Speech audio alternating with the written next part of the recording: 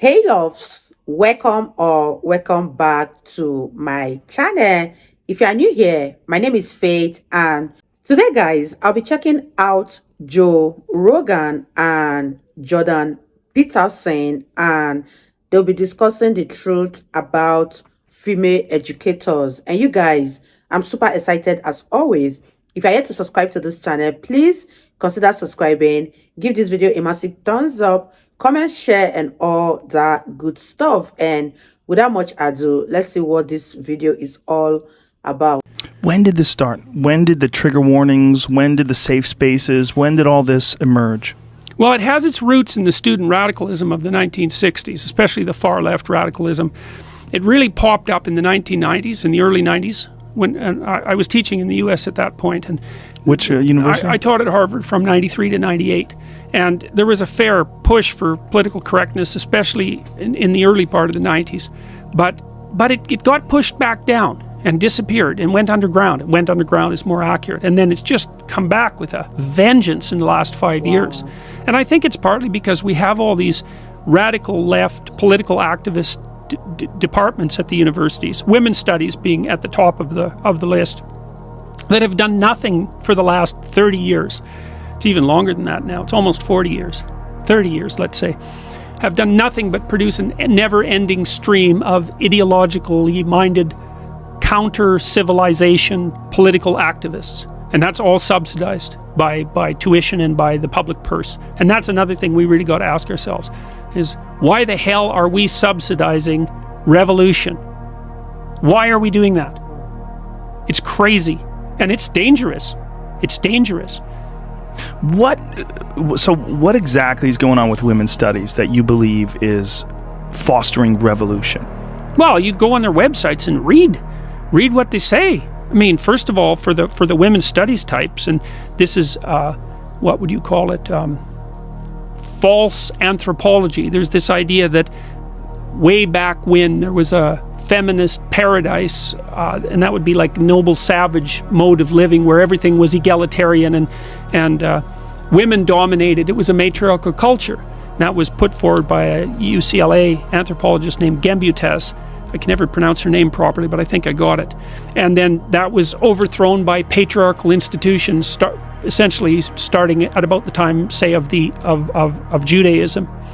And that was all overthrown, and ever since then we've lived in an oppressive patriarchy. And now that's what our culture is. It's an oppressive patriarchy. So they're pointing to one unsuccessful society that they believe existed, or did it actually exist? No, it didn't exist. There's no evidence for it whatsoever. It's complicated, but it's the telling of a kind of psychological myth as if it was history. Whoa.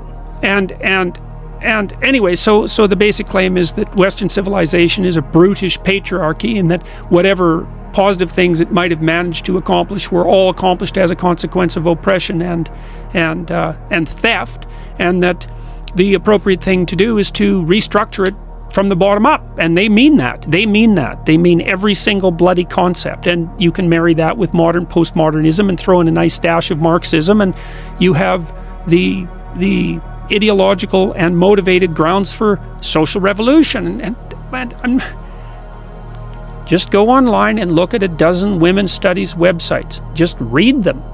You can see what they say. They produce political activists, and their goal is to restructure the patriarchy. Well, what's the patriarchy? Well, the patriarchy is Western civilization. And what does restructure mean? That's easy. It means tear it down and destroy it. Why? Because it's a brutish system that's predicated on nothing but oppression. It's nothing but a tyranny in the eyes of the radical women's studies types. Heterosexuality, that's a tyranny. Capitalism, that's a tyranny. Democracy, well, that doesn't even exist, and even if it did, it would be a tyranny. Everything's a tyranny. And so you can ask these, and what would they replace it with? They replace it with their own ideological utopia. Well, we've already had 100 years of that. We saw what happened. Oh, well, that doesn't matter. That wasn't real Marxism. That's what the bloody Marxists always say. That wasn't real Marxism. It's like, oh, how many millions of people have to die before you're convinced that it's real Marxism? And I know what they mean by that too. They mean, hey, if I was the Marxist dictator, things would have gone a lot better. It's like, you should think again, sunshine. If you were the Marxist dictator, things wouldn't have gone a lot better. So, and if you're the sort of person that thinks that if you would have been in control, things would have gone a lot better, then you're exactly the sort of person who should never be in control. So, and it's resentment. It's horrible resentment, you know? Well, that's an important point, because I think this is something that you've said that I absolutely agree with, that I think a lot of this thinking and the way people are behaving, it seems based on revenge. It seems based on revenge for what? awkward upbringings, social uncomfortability. It seems like there's something about the way they view the world where they want to get back at people that have literally done them no wrong. It's resentment for the burden of being. It's deeper. It's deeper. I mean, human existence is characterized by a fair bit of suffering. You know, we're limited creatures and life is very hard. Everyone dies. Everyone you love is going to die. Most of the things you do, all of the things you do will eventually fail. You know, suffering is a certainty, and it's very easy for people to become resentful about being, about existence. You know, these kids who shoot up high schools and these mass shooters, they're the perfect examples of people who run on nothing but resentment.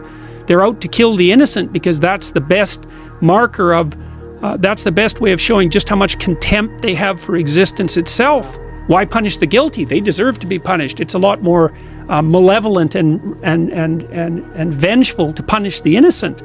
It's like people are motivated to a great degree by resentment of being. And a huge chunk of that is manifested in, that's the dark side of ideological possession. So I get to decide who my enemies are, and then I get to go after them, and I can go after them for every single thing that's ever been done to me that isn't good. And well, a lot of that's just built into the structure of existence. Then they group up, they exhibit confirmation bias, they all form some sort of a groupthink, and then they act accordingly.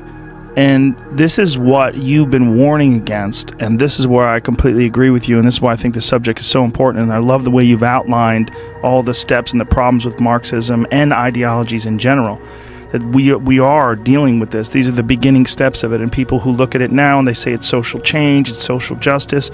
It's not. It's not. It's not. That's right. It's not. And this is not going to improve things. Implementing these policies will make things worse. They've made things worse every single place they've ever been implemented. And often they've made things so much worse that you actually can't imagine it. And people don't do the reading. I've done the reading. I know how bad things can get. They can get so bad that no matter how bad you think they are, you're not even in the bloody ballpark. Well, it's just so strange that these sort of courses and these sort of ideologies are thriving in universities. And it's really disconcerting to someone who has children. And you know that your children are going to go there and they're going to be exposed to these ideas. You know, I think that... Wow, I think a guy who used to teach at Harvard just says send them to trade school. I think the universities, I think you can make a reasonable case that the universities do more harm than good now. I hate to say that. You guys, that was really a deep one. I love the way they analyze this subject. And let me know your thoughts about female educators. What do you think? Do you think they are doing more harm than good? And wow, this was such an insightful video. I really learned a lot, and I believe you guys enjoyed watching. If you did enjoy watching, give this video a massive thumbs up, comment, share, and all that good stuff. And this is me officially signing out. I'll see you guys in my next video. Bye, guys.